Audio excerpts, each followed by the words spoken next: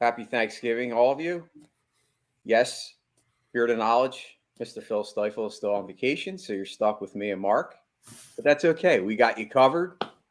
And oh, yeah, by the way, we have a big Eagles game Sunday. So we're going to get into that and so much more. All that on Trending in the AM, which starts in 30 seconds.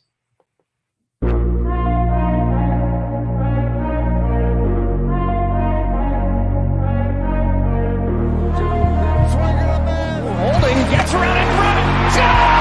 Joel Embiid and Philadelphia has it.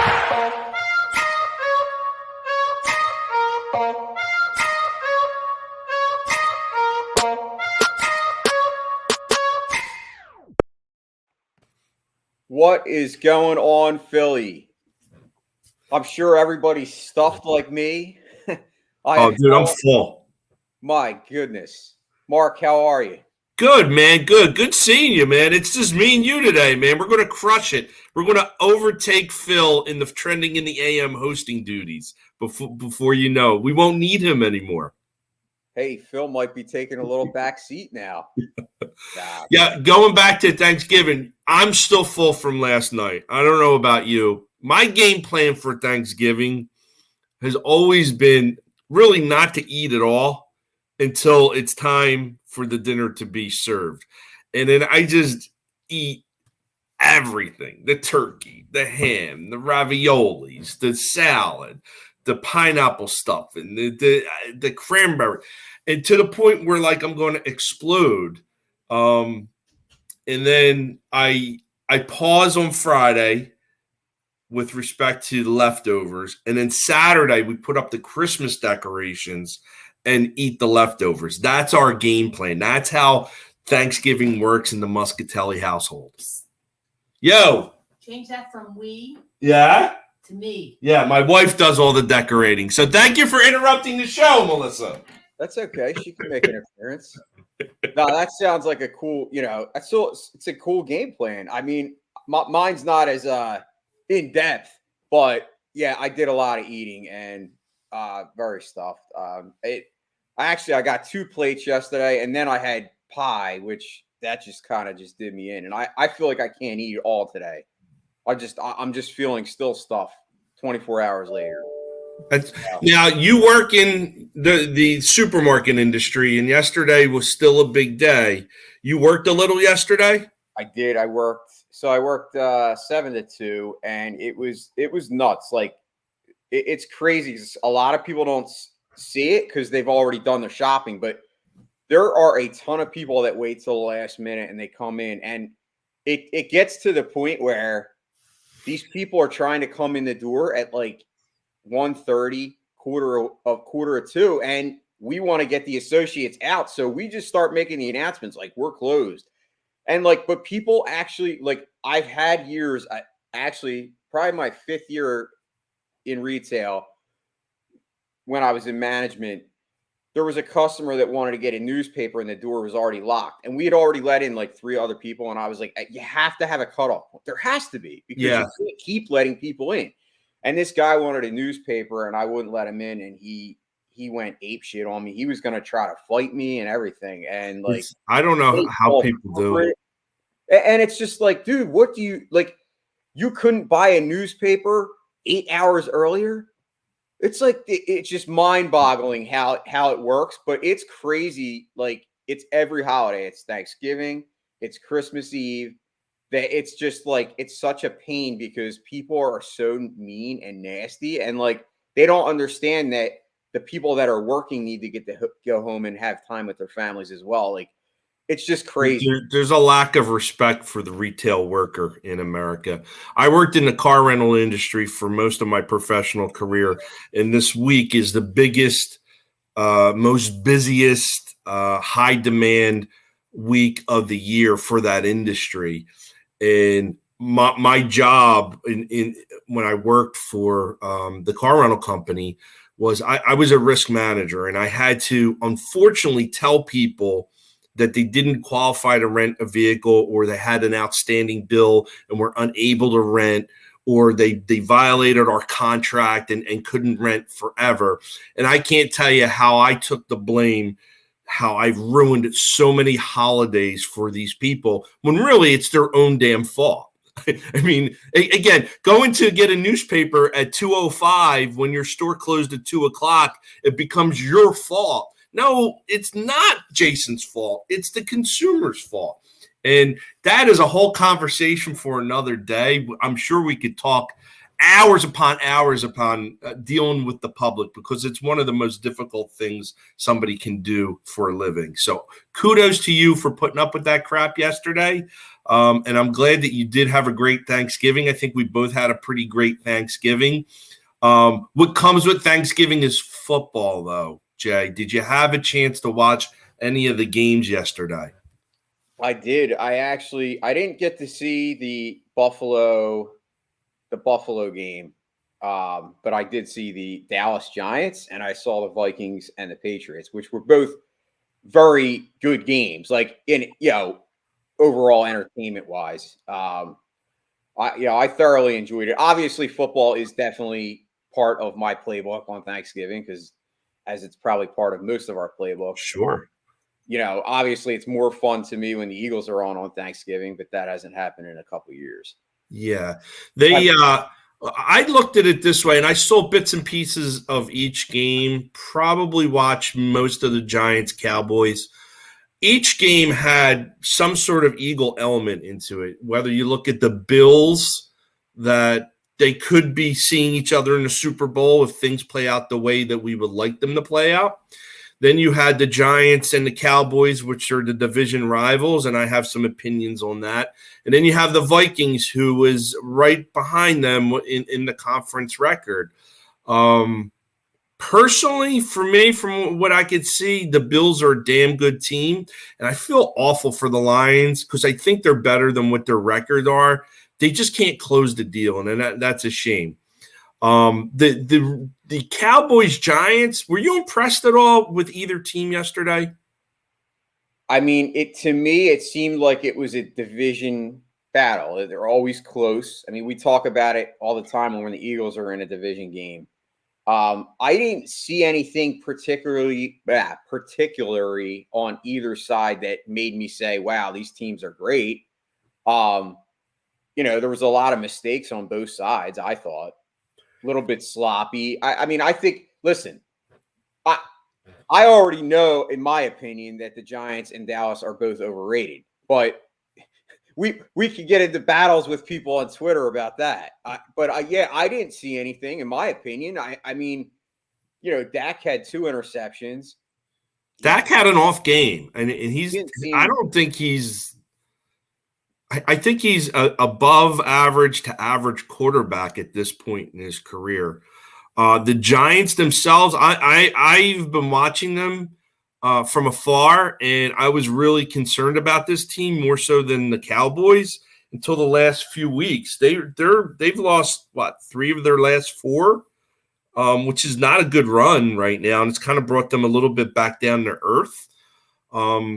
The one player out of both teams that I got to be honest with you scares me is Micah Parsons. That guy is all over the field. He's making plays. He's a one-man wrecking crew. And, hopefully when the Eagles do play the Cowboys, they keep him in check, especially if for some reason, if we see them in the playoffs too. Like I'm concerned about Micah Parsons. Not so much the teams, but Micah Parsons is a guy that, honestly, I wish he was an Eagle. He probably should have been an Eagle, to be honest with you. He's a game changer. I mean, you're right. Like, if you look at one, a guy that can kind of change the game, an entire game, it would be him. I think CeeDee Lamb is definitely a very good wide receiver. He's another guy that could have been linked to the Eagles if that year, when everyone talks about not drafting Justin Jefferson, but like CeeDee Lamb, I'm not saying CeeDee Lamb is Justin Jefferson, but like I saw him make 2 phenomenal catches yesterday, and he don't get the same, wow, what a catch that Justin Jefferson did. Like, I don't know. I think, to me, I still think the Giants are not really going to be a competitor until they change at quarterback. I look Yeah, at Daniel Jones, and Daniel Jones to me is like that game manager. And that's fine if you want to have a quarterback like that. I know the 49ers kind of have a similar thing with Jimmy Garoppolo, but Jimmy Garoppolo to me is more talented than Daniel Jones. Like Yeah. Daniel Jones just seems like I don't know. Doesn't he give you like that deer in headlights look? He does. It's funny that you said that. He does. And the issue with him is you want to be a game manager. Hold on one second. My dog is having a fit here. You're all right. You're good. He does have that deer in the headlights. And he doesn't have the talent around him that Garoppolo has in 49ers to be an effective game manager. He's got Barkley and not much else to play with. I always said he's a Duke guy, and you don't draft Duke football players. You draft Duke basketball players. So it's like ordering a hamburger at a Chinese restaurant. It's just like you can do it, but you have better options that are out there. I'm not that I don't like the guy. I just don't think. I think he is a stopgap at best at quarterback. Now, their head coach Brian Dable has done a nice job with him to make him, I guess, functional, in my opinion. But the wheels are starting to come off a little in the last few weeks. So curious to see how they rebound and how they finish the rest of the season. I got to tell you, the NFC East, I wouldn't be surprised if all four teams make the playoffs. They are the strongest division out there in the NFC right now. Oh, I mean, I agree wholeheartedly. I think as much as I think that Daniel Jones isn't the answer, I think the Giants overall still have a good team. They're well coached. You could tell the difference that Brian Dable has made as far as making an impact on them, being relevant, like on every side, on both sides of the ball, defense and offense, because their defense, it doesn't really get talked about as much, but they've been very, very, I would say, above average. They're not great, but they're not bad. They're definitely better than average. And, they still do have Saquon. I know he wasn't, he didn't have a huge game, but he's still that guy that can take it to the house any day. He's definitely healthy this year, which is a difference for him. He's been kind of that guy that we always said, like, has all the talent in the world, but can he be healthy? And it's crazy to me that this year, both him and Miles Sanders, who both have injury history, are both healthy. So, I'm not a guy that bashes Saquon. I love watching him. He's fun to watch.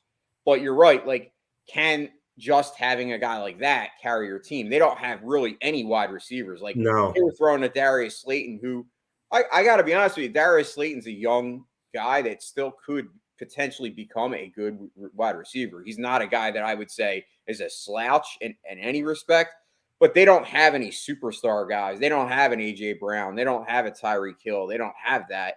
So obviously we saw what happened with the Eagles when we got A.J. Brown. It made Jalen Hurts just that much better.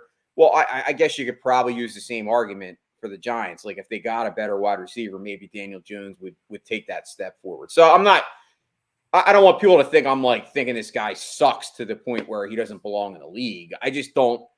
He doesn't scare me because, that's what you asked me what my thoughts were. Now, the team that I still think, is still relevant, and I know we beat them head to head, but Minnesota Vikings, like, big win to come back after getting stomped by the Cowboys last week. I mean, definitely the Patriots, I think, are a lot of people are sleeping on. Like, I know the Patriots offense isn't like a juggernaut, but their defense is still playing like Pro Bowl caliber, Super Bowl caliber defense. Now, obviously yesterday they gave up a lot of yards, and that's going to happen when you're facing Justin Jefferson. He had an awesome game last night. And the only thing I'll say about the Vikings when it mattered, again, last week against Dallas, they got blown out, and it wasn't a good look. And now they're playing on Thanksgiving in prime time, And, they had to come back against the Patriots, who are not the Tom Brady Patriots of the past. And it's just not something that I would say should feel good about. I would think that team would want to kind of go bell to bell, beating a team like the Patriots at home, being the second best team in the NFC. Kirk Cousins, listen, he can rack up the yards and the points and whatnot, and he has a guy like Justin Jefferson and Adam Thielen to throw the ball to, and Dalvin Cook to run it. So he's got a nice set of weapons, but you can get to him. You can rattle him. He's always played decent against the Eagles. I'll say this, though. Every time the Eagles have played the Vikings in the playoffs, they've won. And in many cases, the years that they've played them led to a Super Bowl appearance. So bring them on in the playoffs because it's good karma for the Eagles. That's my opinion. Oh, I mean, I think you make solid points. I guess to me, I'm looking at it as a win is a win. I mean, we just said the win was a win again in the Eagles game against the Colts. So I think people are sleeping on the Patriots. I'm not saying that their offense is super special, but that defense really is. And I don't think that the Vikings having to come back on them necessarily makes it that the Vikings didn't play well. And the Vikings ended up, like I said, they did win. But I get what you're pointing. I get what you're saying. Like, if you want to really look at a team, they should be dominating teams. And that's true. But we've seen the Eagles, like I said, Eagles beat. I'm not worried about the Vikings. I'm just saying I think they are the relevant competition. I think, I don't really see a lot of other teams in the NFC.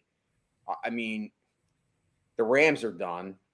Obviously they lost Cooper Kupp now too. They're not going to be relevant. I don't know if you could say the Buccaneers are never relevant because they have Tom Brady, but Tom Brady does not look like himself. Tom Brady is as old as I am.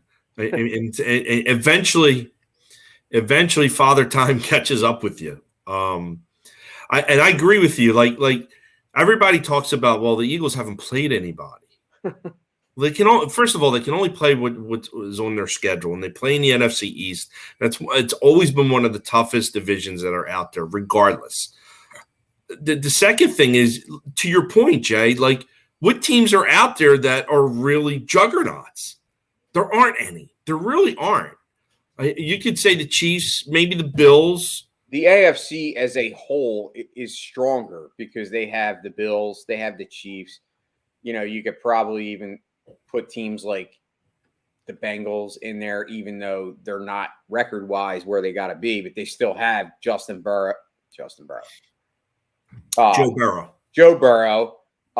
Jamar Chase, who is apparently, I think reports are he probably will play this week again. So he's been out for, listen, people want to say, oh, the Bengals are not good, but they have been without Chase. They do have a lot of weapons other than Chase. So you would think that they should be able to, play better. But as I said, I think as a whole, if you look at the AFC and the NFC, the path for the Eagles to get to the Super Bowl is much easier in the NFC than it would be if they were in the AFC. Let's put it that way. I think that's a fair point that we both can agree on. But, speaking of the Eagles, we have a big game on Sunday. We do. Coming off, obviously a win is a win game against the Colts. So now see, I didn't get a chance to get on any of the shows this week.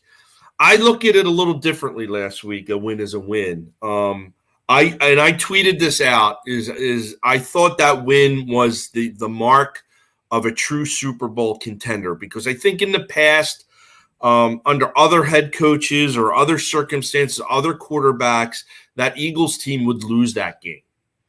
For some reason, between Sirianni and Hurts, when the push came to shove, they figured out a way to win that game.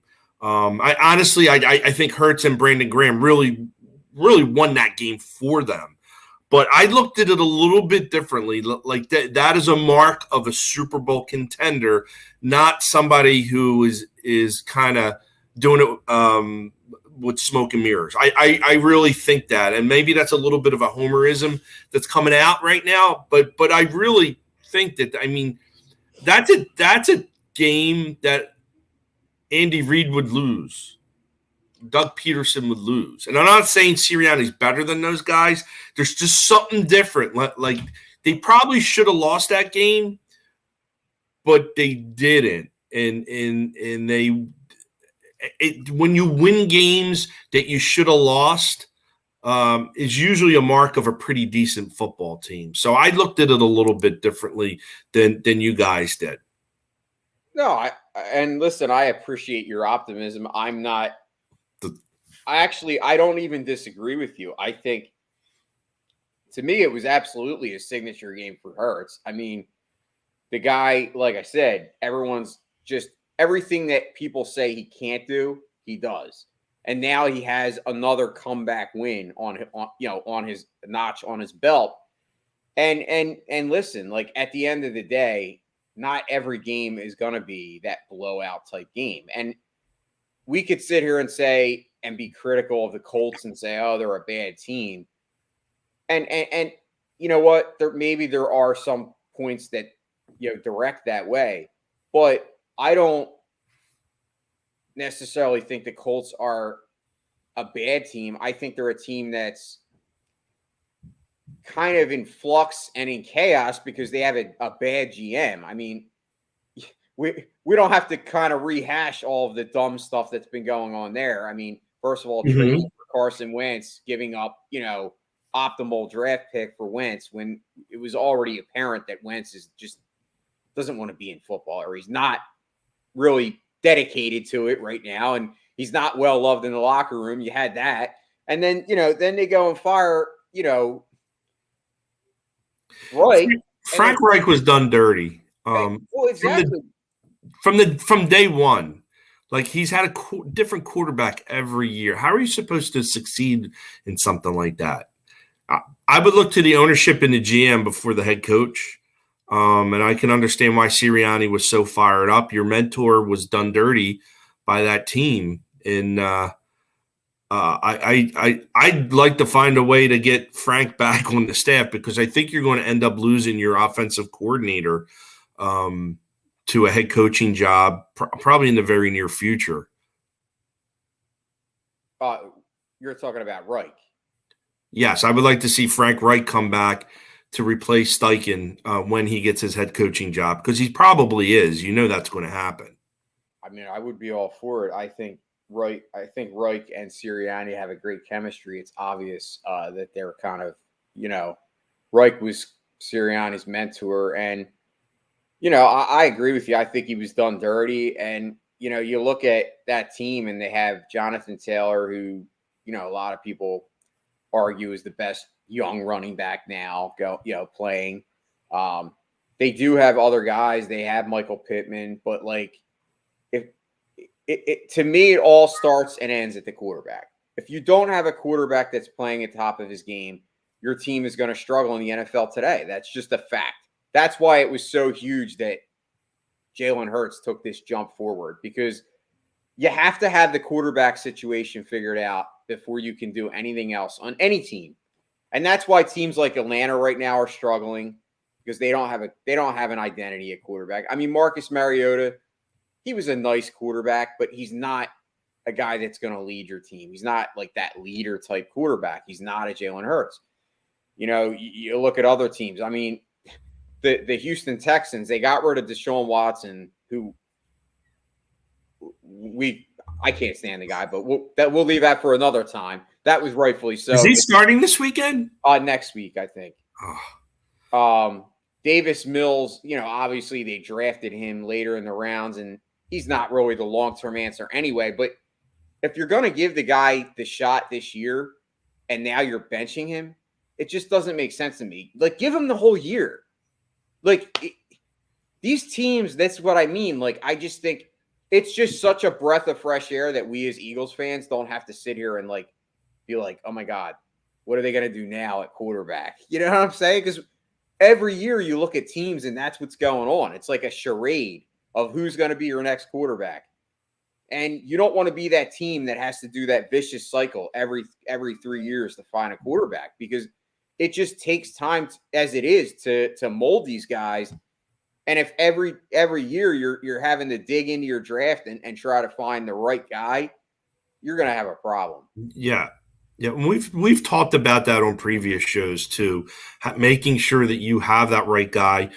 And talent obviously is so important, but so is the leadership. And you mentioned that, Jason. Like, I think that's what Hurts sets himself apart from other players at that position. He is a born leader. He really is.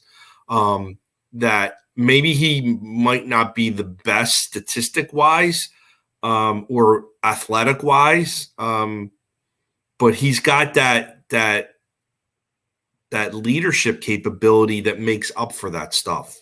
And if you look at his numbers this year, his quarterback rating and his touchdown to interception rating, they're off the charts awesome. They really are. And he's taken that huge step forward his third year. I'm excited to see what else is in store for Hurts. I'm hoping that they do sign him to a long-term contract. I think that will be coming probably in the offseason. I don't have a problem with Hurts at all. And I think Eagles franchise as a whole, since Donovan McNabb, we've been very lucky to have stability at the quarterback position. McNabb for so many years. We did have a stopgap with Foles and Vic, but they were more than capable of running an offense and being a leader there. And say what you want about Carson Wentz, for his time here, more or less, wasn't awful. I mean, it ended awful, but I'm a defender of Wentz. And, without him in 17, we don't go to the Super Bowl. Without him in 19, he willed that team to the playoffs with no weapons whatsoever to throw to. None. Again, it didn't work out in the end, but now we're lucky to have Hurts, and I can see him being a quarterback for the next decade for the Eagles. Absolutely, man. So what do you think about the game this weekend? Well, listen, before we get to Sunday's game, I wanted to take a brief pause in the action so we can get a message from our sponsor. Absolutely.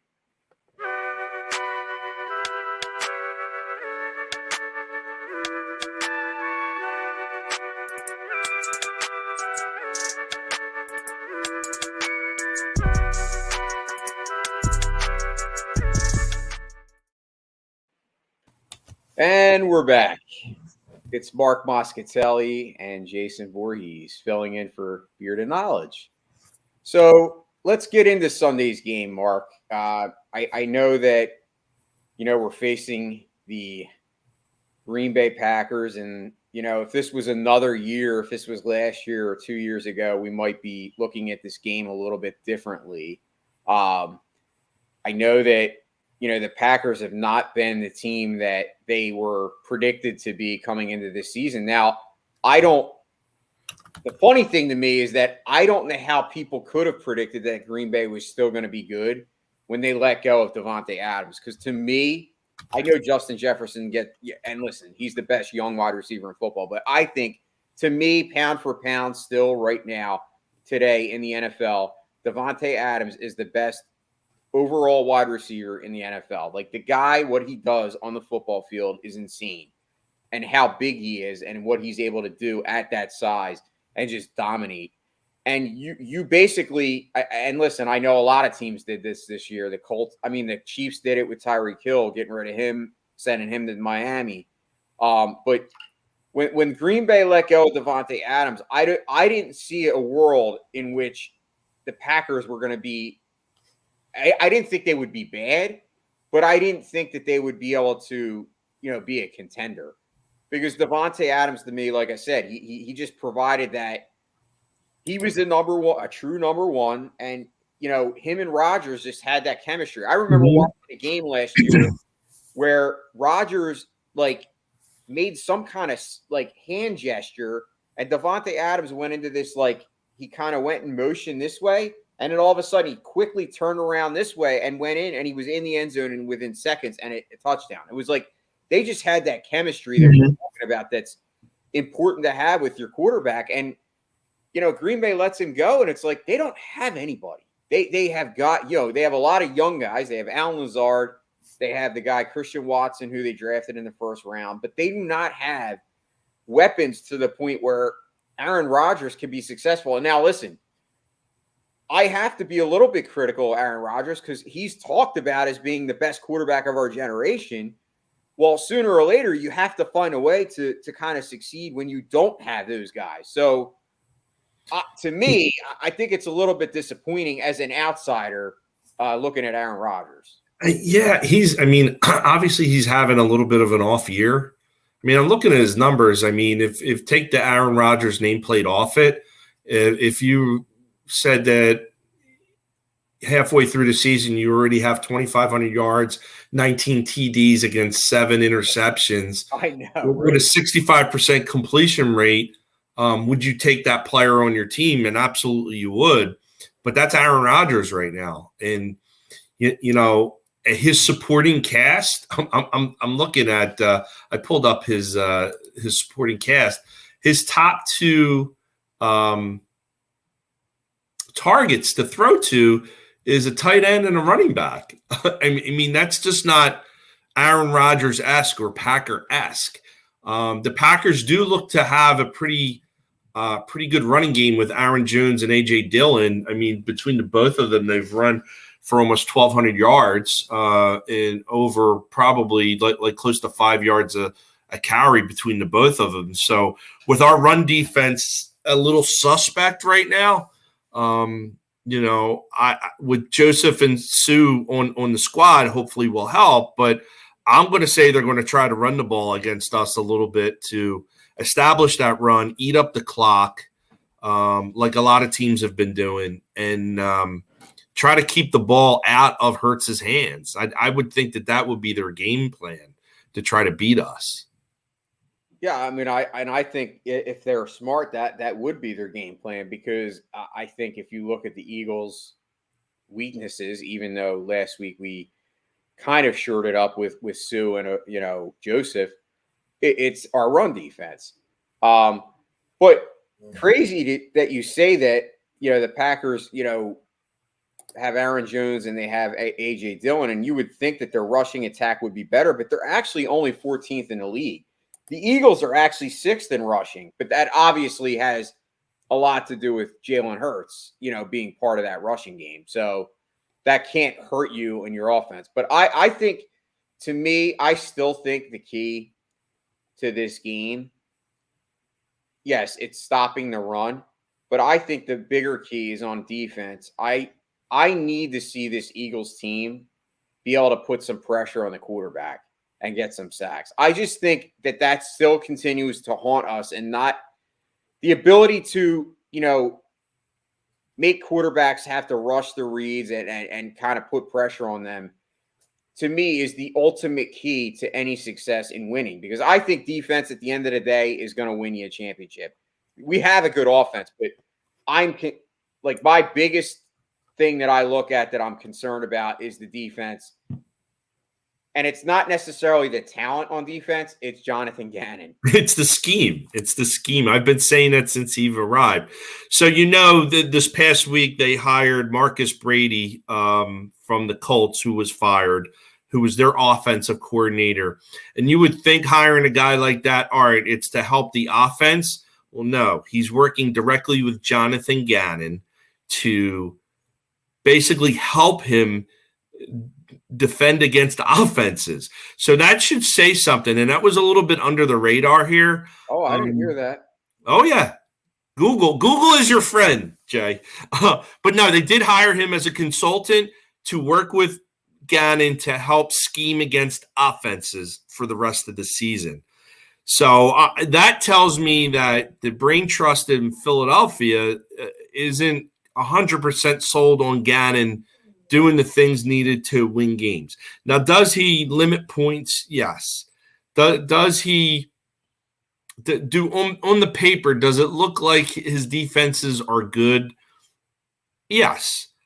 My thing is, and I've said this time and time again, his defensive scheme allows long drives of 75 plus yards, upwards of 10 minutes. They're long, time-consuming drives that often end up with touchdowns, and it keeps your offense off the field, and that will hurt you in a game like against the Colts or like against the Washington, which we lost. So even though they're not giving up points, they are just giving up time. And that is just not something that you can continue to do and be successful in the NFL. He schemes for the big play. He does not want to get beat by the big play, but the short and intermediate plays, you're just getting killed on. So there's got to be a little bit more of a balance. And Gannon seems to be a stubborn guy, not really feeding into that right now. And honestly, last week against Matt Ryan, I would have been bringing the house just about every play because that guy can't move. I mean, you might have gotten 10 sacks if you did that. With that comes risk, but I would think our secondary is pretty decent, even without Maddox there, that you could take that risk. But he doesn't seem like a guy that wants to take a lot of risk. No, and you make a lot of good points, Mark. I get so frustrated that they have these quarterbacks back there, and we just can't put pressure on them with our. We should be able to put pressure on them just with our front four. We shouldn't even have to blitz. That's what's frustrating because coming into this year, I was told that the Eagles' offensive line and defensive line were their two best positions. And you have all this money tied into the defensive line, and now you went and you got this guy from the Bears, Robert Quinn, who is basically, I don't know if he's even being used right. I don't know, but I haven't really saw him make any kind of an impact. I know it's only 2 games, but you still would expect more there. My hope is that, bringing in Sue and Joseph, that you will never have to see Fletcher Cox again play 70% of the snaps. I'm still here. Hold on. You're good. Dog needs to go My out. dog's nuts. It's all right. Mine's barking, getting ready needs to go out too. So, but yeah, I mean, here's what you can't say that you didn't give Gannon all the tools needed to run a top-notch successful defense. They've invested a lot of money into the defensive side of the ball. They're missing Jordan Davis immensely. I mean, not much is very, very clear. I need them to step their game up to this weekend. I think they can stop the Packers. I don't see why not. I think that they can, from an offensive standpoint, that they can move the ball against the Packers. I don't think that there's a problem. Just don't let Aaron Rodgers beat you. I mean, as an offseason that he's having and the tools aren't there for him, there's the weapons, he can still hurt you. So don't let him hurt you. I wouldn't give him the throws that they've been given other quarterbacks. I mean, I would lock it down a little bit tighter. I'd probably rush and blitz a little bit more because he's not the most mobile guy back there either. And he's gotten hit a lot this season. Continue the trend. I mean, knock him out of the game. I mean, get Jordan Love in there. It's definitely a must win. I think every game is a must win. I see them winning, but not without question marks again. Again, more so probably on the defensive side of the ball. If you're forcing me to make a prediction, I'm going to say 24-13 Eagles. Again, the points are there, but and they're not going to let up a lot of points, but at the same time, you're going to see some things that once they really get into the playoffs, especially, like they got to be better. Like I really think they need to defend better, and keep getting the balls 3 and outs and stops and not allowing those big long drives that keep Hurts off the field. You got to keep Hurts on the field. You got to find ways to make sure that his offense is on the field more so than the defense. It's just the way it has to be. And I haven't really felt comfortable with that all season. Fair enough. I get that. And I think you and I kind of have the same ideas and opinions on this team. It's that, Jonathan Gannon is the biggest concern. So you predicted 27-20? 24-13, did I just say? 24-13. And who do you think is going to be the biggest impact player? Like, who's going to make the I'm going to say A.J. Brown is going to have a breakout game. He's been quiet of late. There were some talks that he was unhappy last week against the Colts. Maybe his not involvement in the game at all. He's been quiet. I'm going to say big game from Brown, over 100 yards, 2 touchdowns. I like it. So I have a little bit of a different feel. I think Sunday night under the lights, I do think it's going to be, the crowd is going to be amped up. Hugh Douglas and Trent Cole are actually being inducted into the Hall of Fame, which that'll be pretty cool ceremony. That's going to get everybody riled up. I love Hugh Douglas, by the way. He was one of my favorites. I love the both of them. Trent Cole lives right down the road from me. I see him all the time in town, man. Nice dude, real nice dude. Yeah, they're both really nice. I know Hugh Douglas is actually a radio personality in Atlanta. Yes. But he's a good dude. He actually has interacted with me on Twitter. One of the few athletes that actually interacted with me. So really nice guy. But I'm going to say that it's going to be more of a close game. I do think there will be some points. I'm going to go 27-21 Eagles. I just have a feeling that, I know it's Aaron Rodgers and he has struggled, but you brought up a great point. Like, if you look at his numbers, like any other quarterback would die to have those kind of numbers. And that just shows how good he can be, because if Davante Adams was there, it would be even better. So I'm going to go 27-21, and I think actually the big play will be a defensive touchdown. That would be awesome. I am calling a defensive touchdown. I think it's going to be – I know that do I say it right? CGJ? Is it?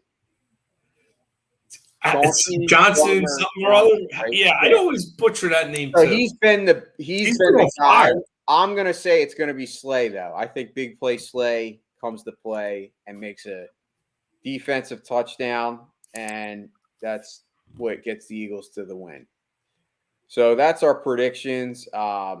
As I said, I wish I was going to the game. I know our own Scotty is going to be in attendance. And no kidding. Good for him, man. Scotty will be at the game. That'll be. You get to a lot of football games, Shay? I haven't been to any this year, no. No, I haven't been this year either.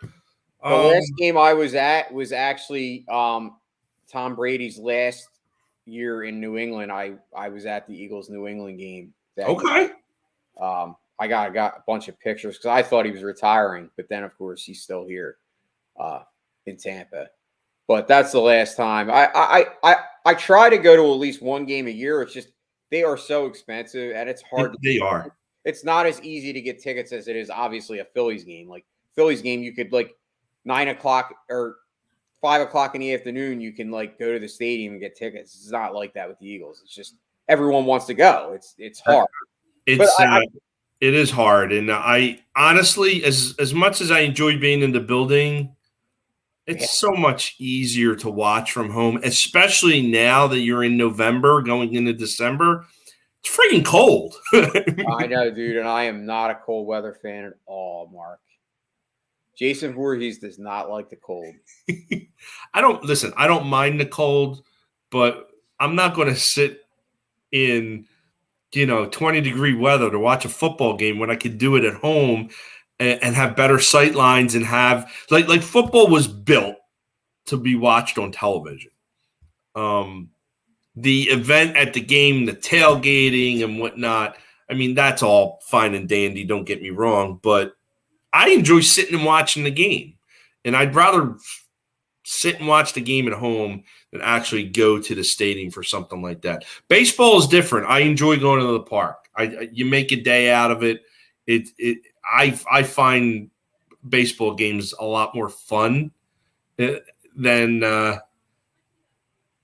football games. It's weird to say it. I just enjoy it more. Hey, I'm with you. I'm a baseball guy, so you know we were kind of at the same game in the NLCS. So one of the best sporting events I've ever been to, man. We have that, bond. Even though you were right under me. I'm telling you, I couldn't get out of my row. Nobody moved, and everybody stood. It was unbelievable. Such a great time. Absolutely. Hey, before we close out the show, I wanted to get your thoughts. I'm not a big Black Friday guy. Tell everyone, are you get involved in that a lot, or did you get involved in that a lot, or? So it's a great topic, Black Friday. I don't.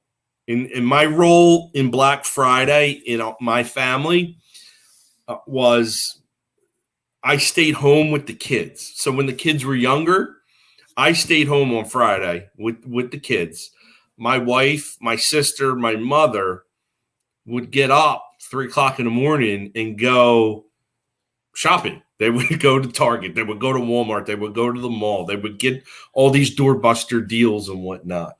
And then later in the afternoon or early evening, I would meet them up at some place for lunch or dinner, depending, with the kids. Now, today, I don't know if you hear it downstairs, there's a big ruckus with the dog just ran out. My sister and mom just came over. My daughter and my wife, they're all planning to go out now, and it's almost 9:30. So they're going to go ahead and go shopping. But for me, I don't do online shopping. I don't do Black Friday shopping. Those are two big no-nos for me. I don't like them. I don't trust them. I go when I want to go at certain stores that I want to go to, and that's pretty much it. Like my stop is Boscov's. Boscov's is one of my favorite stores. I will go to a Boscov's anywhere. I'm just a big fan of a store like that. And I enjoy walking the mall. I do enjoy walking the mall, just not when there's 100,000 people jammed in the mall. Now, you working in the supermarket industry and essentially retail, I'm sure you have some thoughts on how Black Friday is. What are your thoughts? What do you do?